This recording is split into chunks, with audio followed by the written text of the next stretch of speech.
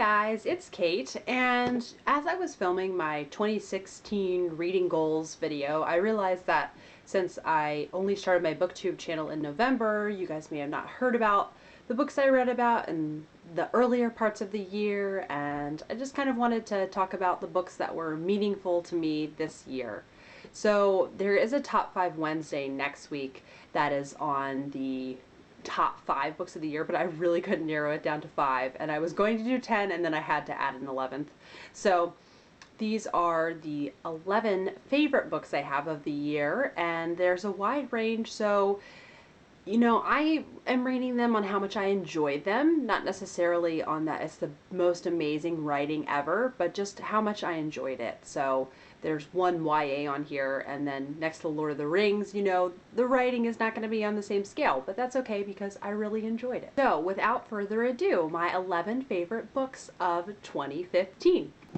The first one that is a lot more recent that I have read is Little Women by Louisa May Alcott. This was such a heartwarming story about sisters and family and trials and tribulations, and I'm sure most of you out there have a pretty good idea of what happens in Little Women. So it's just about sisters, and I loved it. It was such a cozy read and great to read, heading into winter, and I loved it. The next one that I've referenced several times is Wives and Daughters. This is by Elizabeth Gaskell, and this is my third Elizabeth Gaskell to read, and it has ended up becoming my favorite.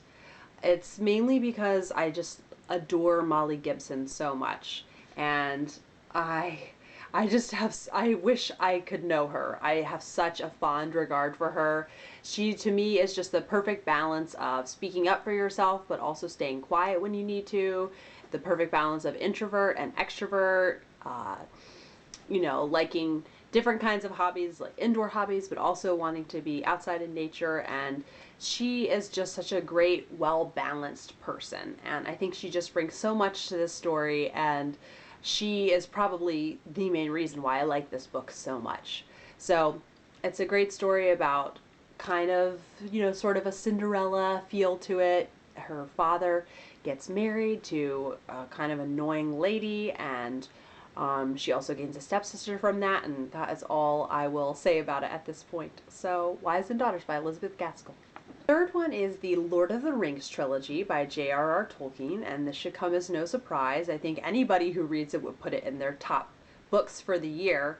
It blew me away. I have watched the movies, and the movies are great, and I still think the movies are great, but reading the books just puts the world of Middle-earth on a whole other scale.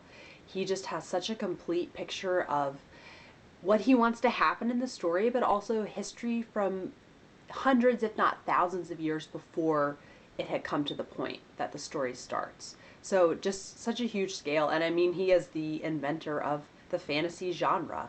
So props to you, Tolkien, for making an amazing story. It really was a blast. My fourth favorite book I read this year is Atonement by Ian McEwan. And this was a reread for me, and I knew that I liked it, and I knew I had enjoyed it, but I had just forgotten just how beautiful and sublime this book is. It tells the story of Bryony, a little girl in the early 1900s, and she tells a lie and changes someone's life forever by doing that. And it's such a vivid portrait of consequences, and the things that you do really can affect people forever, even if you're sorry and you wish you could take it back. So it's just so interesting, and the characters of Robbie and Cecilia are so real to me, and I just was blown away once again by this book.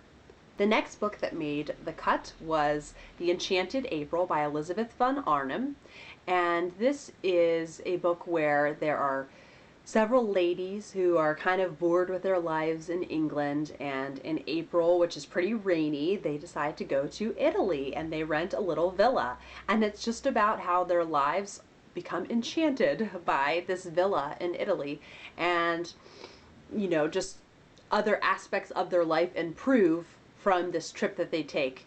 And it's just such a fun read. If you really want, an escape, I would recommend it more as a summer read, because I read it in the spring when it was still cold, and it made me want to be in Italy where they were. So it's a really fun read, and it's got lots of laugh out loud moments, and I loved it.